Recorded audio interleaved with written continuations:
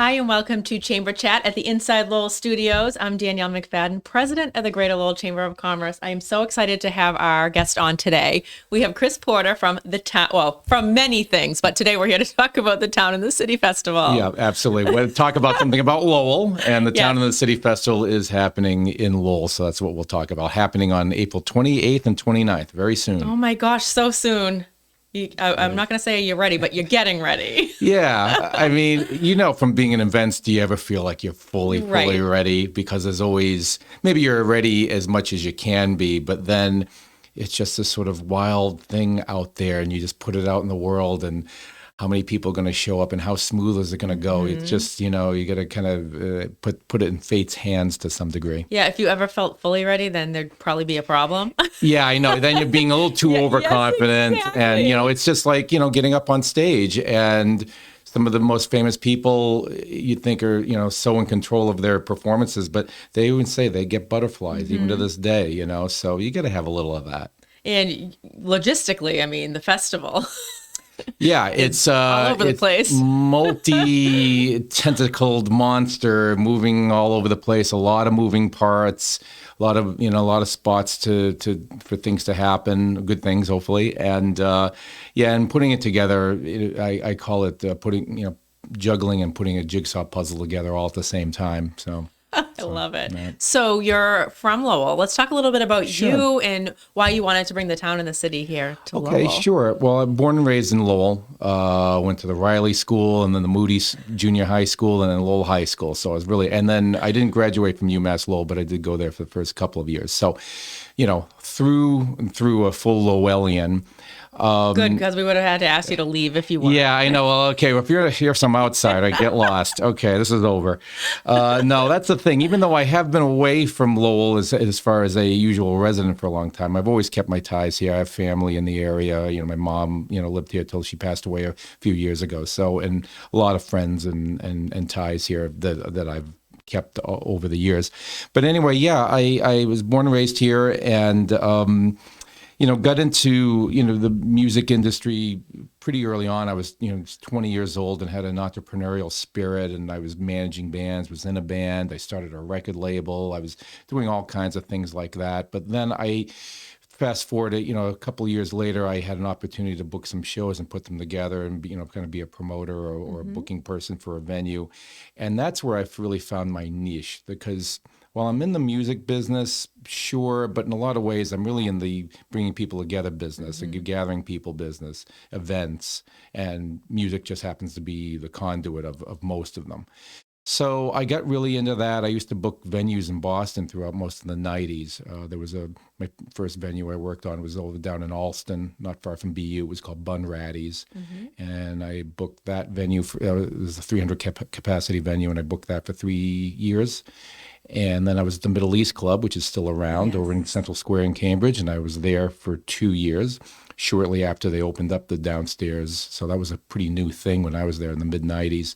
And then Aerosmith partnered with another company and opened up a club for a few years. It was called Mamakin Music Hall. It was over on Lansdowne Street. The building still exists, although it was absorbed into what we know as House of Blues now. Oh, yeah.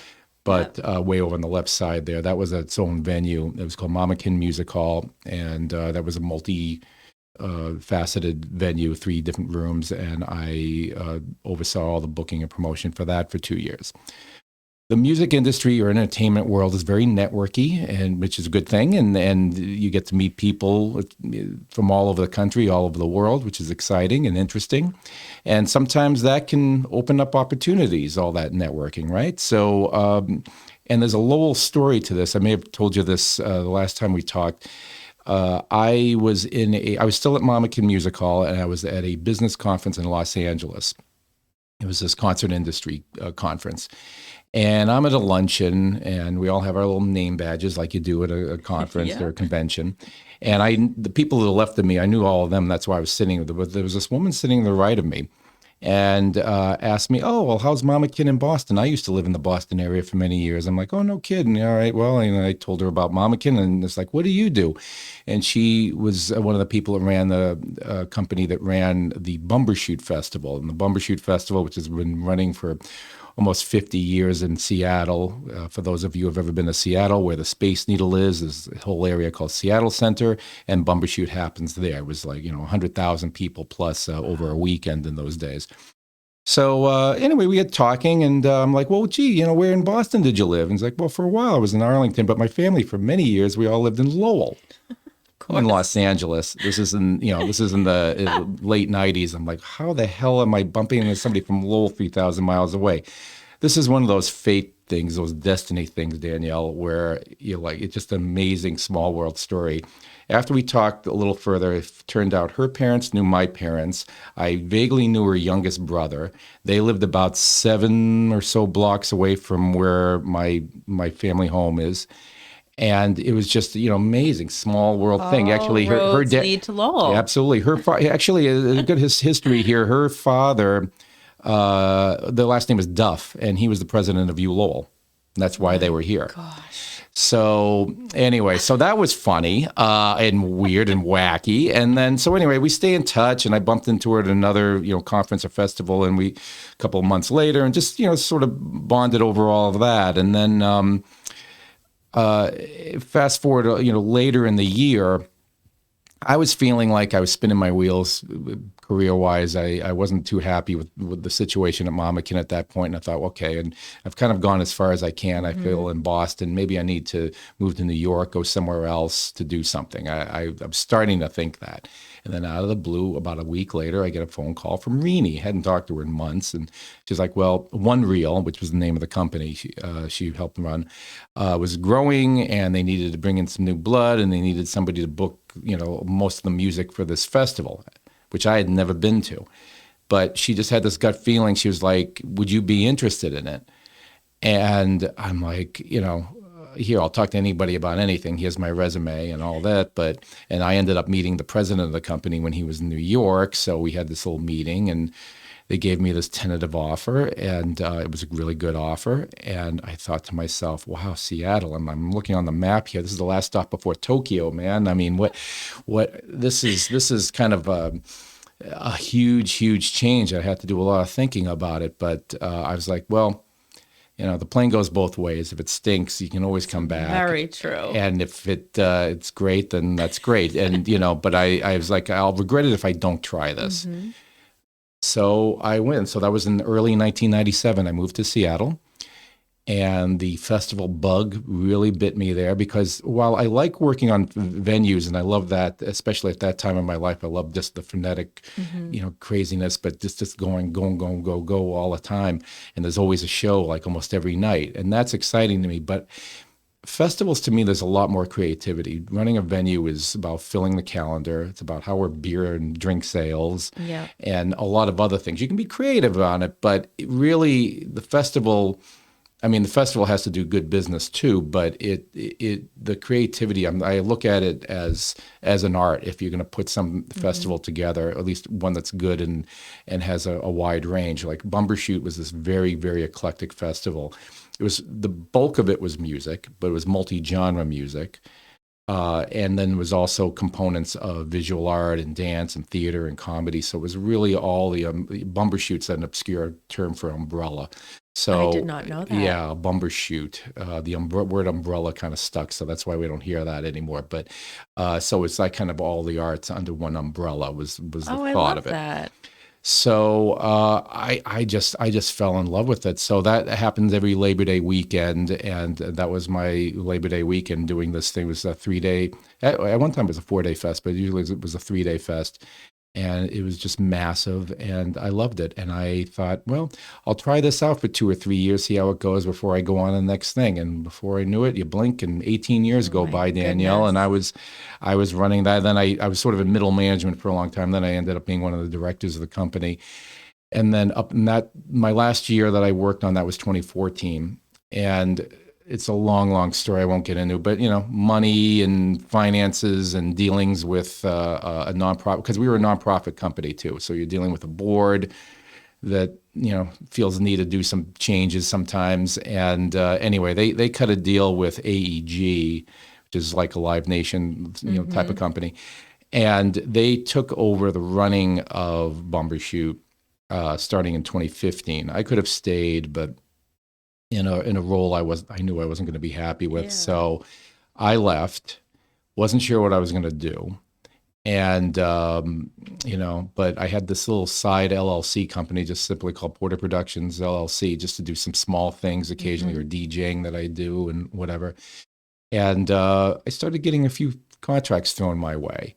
And one of them was actually, sadly, it was a COVID casualty. They lost their lease, but there was a venue in Somerville called Once Ballroom. And an old friend of mine, J Gonson, ran that. And she asked me to book it. I mean, obviously our world is, even though I'm on the West Coast, I was coming here a lot, and our lives, thanks to our computer and internet world, are very mobile. I mean, absolutely. We could be in Nebraska right now, and you could be nobody in knows it. Tokyo. You're Tokyo right now, and you're in Nebraska, and everybody thinks we're in Lowell. But yeah, it's I could do that sort of thing remotely. So that was a 350 cap room in Somerville, and so I was overseeing the booking management of that while I'm doing some different events and special things in Seattle. So that was starting in 2016, and also moved through 2017. And then 2018 was a huge, huge year. So to go full circle, how the Town, the City Festival started, I shall back up the story a wee bit. Back in 2015, I'm visiting Lowell. I'm at my family home with my mom, and at the time, city councilor, and then soon after he was going to be mayor, Bill Samaras, and his wife Joyce came to the house, and they were all friends of my mom's. And I think he came over just to give her a sign to put on the lawn. I think it was an election time. But anyway, we all got talking. I'd met them before. I knew them. It was supposed to be a 3-second conversation, and it ended up being a little bit longer, yeah, I'm assuming. Good quit. Yes, it sure did, Danielle. You see where that's going. So all of a sudden, we're chatting, and what I've been doing, and yeah, you could see, the wheels were turning in Bill's head. He was like, wait a minute, what do you? He kind of knew what I did, but not entirely. And he wanted to meet for coffee sometime, and because he was really focusing on a lot, and along with other colleagues, Ed Kennedy and a number of others were, really focusing on a lot of economic development here, and bringing in more events. And particularly at that time, the Lowell Memorial Auditorium was being very underutilized. Yep. This is pre-Pete Lally and Spectacle Crew, of course. But, so he was like, is that something maybe you can get involved with? And I was like, well, I'm open to exploring a lot of things, Bill, but really I'm not really in doing much venue management. What I do is some festivals, and maybe I can come up with a sort of an idea of a special event here. I don't want to step on the toes of the Lowell Folk Festival or the Summer Concert Music Series. Obviously, they're staples here. But maybe I could do something in another, season, like maybe in fall or something. Let me think about it. And I was inspired. The Town and City Festival has a lot of inspirations. One is what I see in a lot of small cities, like Boise, Idaho. I was just at a festival there. Knoxville, Tennessee, Reykjavik, Iceland. I went to these festivals that I call them venue hopping experiences. Yeah. South by Southwest in Austin is kind of the granddaddy of that, and I take inspiration from that to some degree. But Austin's is a bigger city. I mean, these other places are kind of second, third tier cities, often colleges nearby. And they just have all these these multi-venue events that go on for 2 to 4 days.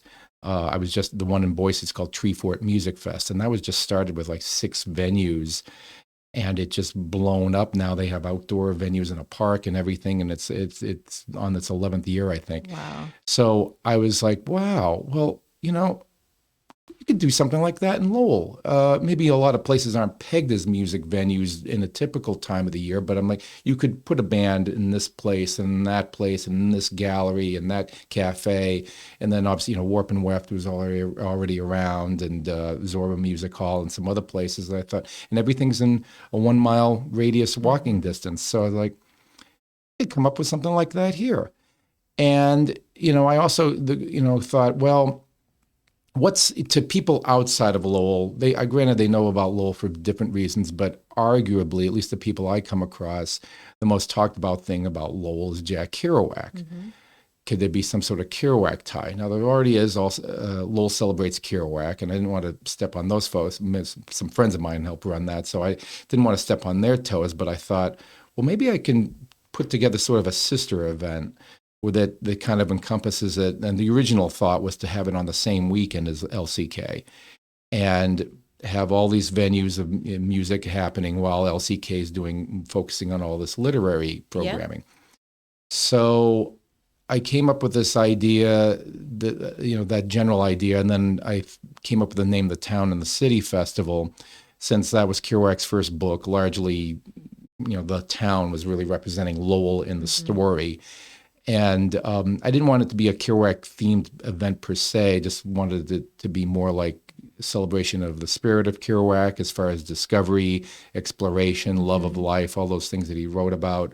And Lowell's kind of like a town and kind of like a city, right? And so there would just be that time. And also wanted to be a celebration of Lowell. And while I wanted to have some touring acts come through, I also kind of wanted to, as I say, fly the local flag and have Boston area and hopefully also Lowell area musicians playing at it as well. A lot of festivals in New England, there are a lot of them, but the opportunities for local bands or the performers to play is very limited. Yeah, I mean, we experienced that through like the folk festival. There are acts that come from all over the world. So it's nice to be able to showcase. Right, which is wonderful. Nothing wrong with that. Absolutely. But then there's a ton of talent around here, and some of it doesn't get the exposure I think it deserves. So I thought, okay, and that can be a component of this. So I'm like, okay, and I felt like it was late 2017. I'm like, all right, in 2018, I've got to do this, and I'm going to move forward with it.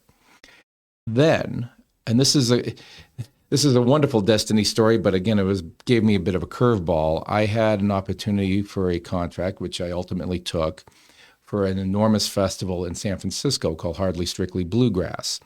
That has been going on now. That's been a little over 20 years as we speak now. But this is in 2018. I get this call from an old friend of mine who I think I met through Renee. She's not, my friend Sherry's not from Lowell, but forget it then. There. Stop the story. I know, right? Yeah, but it's but there was a little tie there, slightly. But anyway, but it was the person who had been programming it retired. They needed to bring in somebody else. What do I do? Would I be interested? And I'd been to this festival before. And this festival, to give you a little background on it, it happens at Golden Gate Park. It was started by a very wealthy financier named Warren Hellman, not the mayonnaise people, some other Hellmans.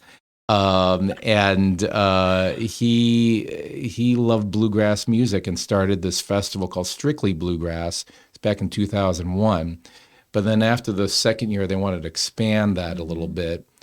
So hence the kooky title, Hardly Strictly Bluegrass, because now it's almost a little like Bumbershoot was, maybe not quite as eclectic, but similarly you'll have multi-genres and it's like on 6-7 stages and it's just enormous. And the thing is, it's a gift to the people of the San Francisco area. It's free. Awesome. It's this festival that costs millions of dollars to put on, and it's bequeathed to the city and in Golden Gate Park, which is amazing place. If you ever go to San Francisco, I mean, you walk around there and you don't even feel like you're in the city. So we do that, set up stages and meadows and all of that sort of thing. And anyway, I got that opportunity and they gave to me. But I was asking them as we were talking, which weekend does this happen on? Oh crap! This is the same weekend I was going to do Town in the City. What are the chances of that? All right, 52 weeks out of the year, Danielle. Seriously, really? So the chances are 1 in 52. Yeah. So there you go. Exactly. So I'm like, okay, can't do it in this. So that weekend we're talking about was like early October. So, all right, I'll move this a couple of weeks later. It's not what I intended, but okay. That's why it ended up on the third weekend of October, the first 2 years of it, so that I could do Hardly Strictly, be in San Francisco at the beginning of the year, and then I'd come straight to Lowell afterward. It was a very hectic October, especially the first year trying to establish this thing, which was a big experiment. I didn't know if anybody's going to care about it. I didn't know if it's going to work. Is this going to, what am I putting myself through? It's also one of those things where, I did way too much myself. Luckily in 2019 I got a little more help and I've had more help since, but I was taking on way too much. It was very, very stressful, but that was the first year of it. And we planted the flag there, and it happened, and it worked, and it was financially not successful. I always call it, it's not a money loss, it's an investment. And that truly is. I'm not even trying to be facetious. I mean, festivals, it takes 3, 4, 5 years before they really ever turn a profit, just like starting many businesses. Yeah. So that's not unusual. But I felt like, okay, we feel like we're on to something. I'll do it a second year, and if I see some growth as far as ticket sales, attention, sponsorship, et cetera, we'll keep it going. So we did it again in 2019 and did see some growth. Still a bit of an investment, but it was better. It was noticeably better. So we're like, okay, all right, I'll keep going. 2020, this is going to be our year. It's a new decade. It's 2020. Oh, right. Yes, let's do this. Absolutely. This is going to be amazing. Lucky number 3, sure. Oh, yes. And the inevitable happened in 2020. And I was maybe when I put the brakes on it, I was maybe almost halfway booked. And then so we couldn't do it, obviously, in 2020. So we were going to do it in 2021 because some stuff was running, sort of it wasn't, kind of awkwardly, but... And not knowing if it was going to continue to run too, right? Well, exactly. Yeah. And that's what happened to us because we did put it on sale. We did say, okay, hey, we're doing this.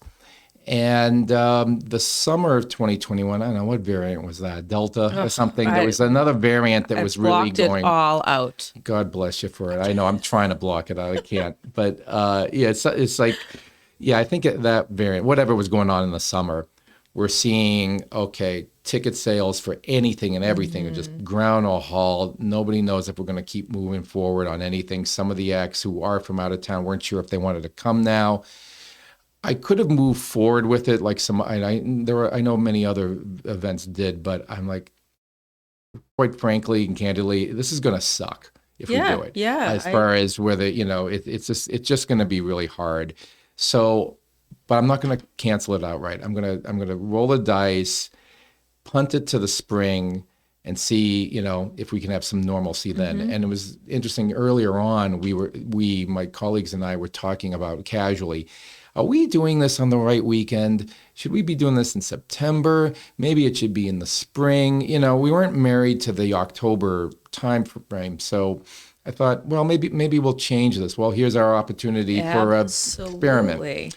So April 8 and 9 last year is when it happened. And the reason why we picked April 8 and 9, because some of our touring people like Robin Hitchcock and Tanya Donnelly and a couple of others, who are the more prominent acts, I was like, okay, everybody, which weekend can you all do? And that was the only weekend that worked for all of them collectively. So, okay, because everybody else lives nearby, so they could kind of work around. So we didn't lose too many, maybe about 3 acts had to drop out. But other than that, I just sort of picked it up, moved it. Perfect.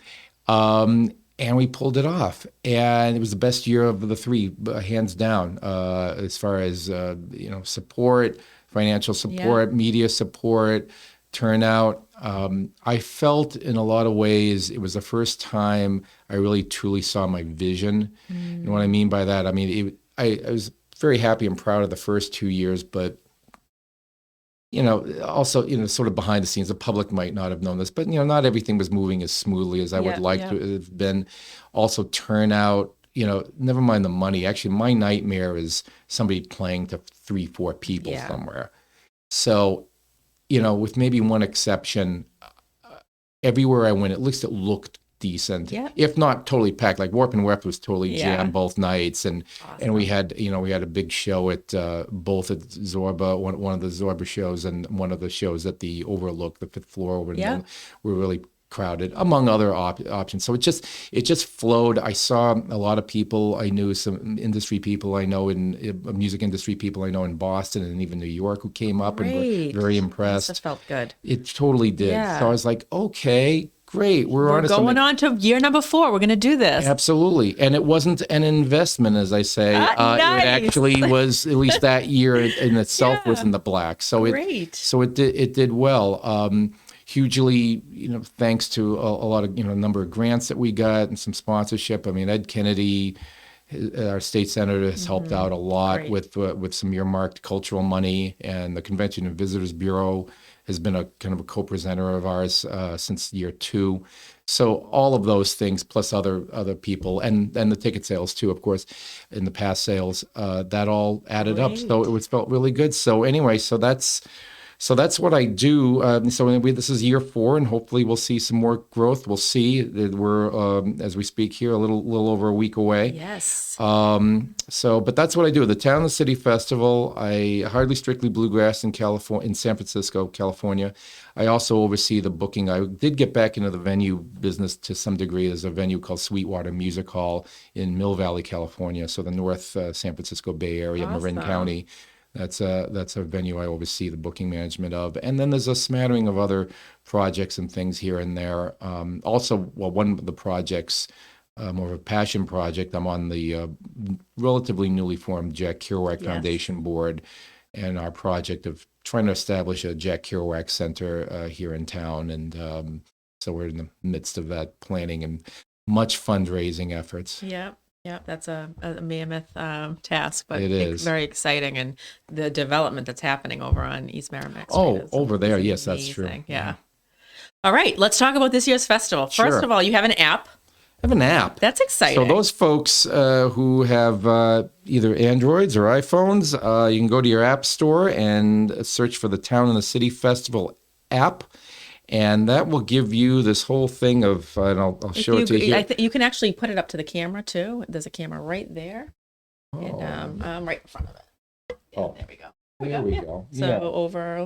Oh, I see your camera. Yes, yes, yes, I there we got you. Yeah, so that'll show you little pieces of. I mean, there's links here to all the artists if you want to link to them and learn more about them. Like there's this band Crow Follow, and then you can hit another button there and then get their website and learn more about them. Awesome. That's very sleek looking. The schedules are here, and you can plan your schedule. That's what's really particularly good about it is, okay, I want to see this band at this hour and this singer-songwriter at this hour, and you can plan your whole schedule on it. Sorry, and then you can also buy tickets from here. Check out our sponsors, Very general cool. info, where the venues are, all of that sort of stuff. So I highly, it's free, by the way, folks. So Nice. I highly recommend people downloading our app. There will be some, for those who are technological Luddites out there, there will be some schedule cards, around town too. But I highly recommend looking at the app. That'll make your lives easier, and hopefully get some fun out of it, learning a little more about all the performers. We have over 60 performers. Wow. Over That's 2 days. incredible. In how many venues are we using? I think we are using, I could be off, I think it's 15 performance stages or areas. I mean, some of them are all in what, like mill number 5 encompasses Yeah. 3 there. But yeah, it's about 15 different spots with music or poetry or literary talks. It's not all music. The bulk of it is, but we definitely have a Kerouacian kind of angle of the literary world as part of the programming too. And that's really another benefit to having it in April is that there's Lowell celebrates Kerouac in October, but Yes. you're also getting a nice piece of that in Right. Yeah. April. We're a few Yeah. weeks after his birthday, Yeah. and yeah, it seemed like a good way to do it last year. I think we were kind of getting out of the worst of the pandemic, so Yep. people were like really longing Raring to go out. Yeah. Also, people are kind of raring to go out because it's just been cold and crappy winter, So and you're like, true. oh, this is something else to go out. This has mainly been an indoor festival. It's all these indoor venues. Yep. However, we do have a couple of outdoor components we're experimenting with this year. We partnered with the Points of Light event, Awesome. which just timing wise just turned out we're on Yeah. the same weekend. So we help program the stage there, and Great. kind of a little cross promotion between the two entities. So Yeah. I've been working with Laura Tavares on that, and it's been great to work with them. So we have actually a woman named Jen Kearney, who's Boston based, but has a lot of Lowell ties. Used to play in a band here many years ago a lot. So anyway, she's her band is going to be playing on that stage, and so that's kind of part inside the Town and the City Festival world. Yeah. And then we're also going to be experimenting with a little bit of outdoor music, weather permitting, outside of Brood Awakening. Great. On Rude Awakening. yeah, there you go, Brood Awakening. go. Speaking of, yeah, there you go. Plug there, Andy. Some music on Saturday afternoon. So there is some afternoon programming. Excellent. Mostly it's Friday night and then runs Saturday afternoon through Saturday evening. Great. Well, so and I'm assuming you have a website. Yes, the townandthecityfestival.com. You can also find us on all the social media platforms, Facebook, Twitter, Instagram, lots of news going out on that every day. Some of the biggest bands or performers that are playing are some of the Buffalo Tom, who were a big favorite. Actually, they sold out when we had them in 2019, so they're returning. Also, Bill Janovitz from that band, interestingly, is also a writer. And he wrote a book right now that's on the New York Times bestseller list on the musician Leon Russell. It's a biography on Leon Russell. So that he is speaking with another guy named Warren Zanes, who was in a band called the Del Fuegos way back when, but he has a lot of his own music and writings, and they're going to do this little talk. It's called Earful. Earful is actually a series that happens in the Boston area periodically for a number of years. And it's sort of a literary talks mixed in with music thing. And so they're going to do a Lowell version of that. And that's at the Academic Arts Center. That's on Saturday evening, but Buffalo Tom playing on Friday night. So those are big things. So Bill Janovitz very involved with the festival this year. Also, great Americana singer-songwriter Rhett Miller. He's in this band, the Old 97s, but he's also tours around solo, and so he's playing on Friday night. We also have John Doe folk trio, John Doe from the band X, and he's also been an actor and writer and a whole mess of things. He's a fascinating guy. He's playing on Saturday night. Peter Mulvey and Sister Strings is a band that's playing at Zorba on Saturday. Peter's a singer-songwriter, folk artist who sells out 2-3 nights at Passim typically when he comes through town. But this is a collaboration he's doing with Sister Strings, or a string duo who have been backing up Brandy Carlisle and Ani DeFranco quite a bit recently. So they all did an album together recently. So they're going to be performing together. So that's a really special presentation. What else? Dalton and the Sheriffs, good old local country music band that's very popular. They're playing at Taffeta. That we're also utilizing Western Ave Studios for a couple of things. We're going to have some acoustic music on Navigation Brewery early evening on Saturday, but we're also using Taffeta both nights. Awesome. It's a great venue. It is, it really is. Those guys have done a great job with that.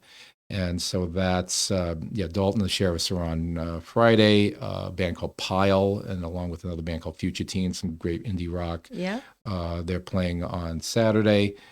So those are some of the bigger names. Yeah. But I would say, the essence of a festival is discovery, So I'd say kind of go where the wind takes you a little bit and stumble into Concept 6. There's a great hip hop show going to be going on there on Friday, or the Old Court. There are a number of bands that are going to be playing there both nights, and just Warp and Wept. Actually, this is going to be a packed show. Vapors of Morphine, and the reason why there was a popular band, Morphine. So these are the surviving members of that band, and they've been getting together on and off for a number of years. Name, but Vapors of Morphine, hence it's it sort of is Vapors of Morphine, right? So anyway, they'll do all the Morphine music, but Dana Colley, the sax player of that band, that's his band.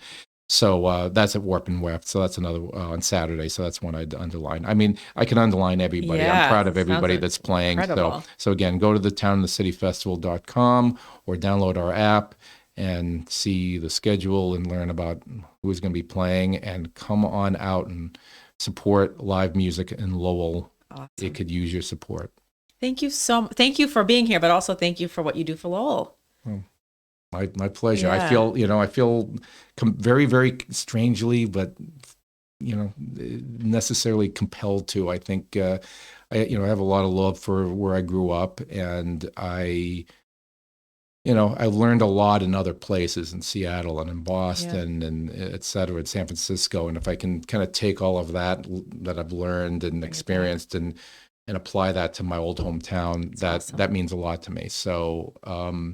And, I want it to be for the people who live here, but I'm hoping this will also draw people to come to Lowell. Absolutely. I loved hearing these comments from people over the years. I remember particularly quite a few last year where people like, oh, wow, this is, they only come here during the folk festivals. Yeah. Like, oh, wow, this is nice. I'm never here in the evening, and all these places that they had never gone That's to wonderful before. to hear that. And they're like, this is like a mini South by Southwest. And I'm like, yeah, it kind of is. And, I love that, somebody referenced it that way. And because that's in a way it's what it's meant to be.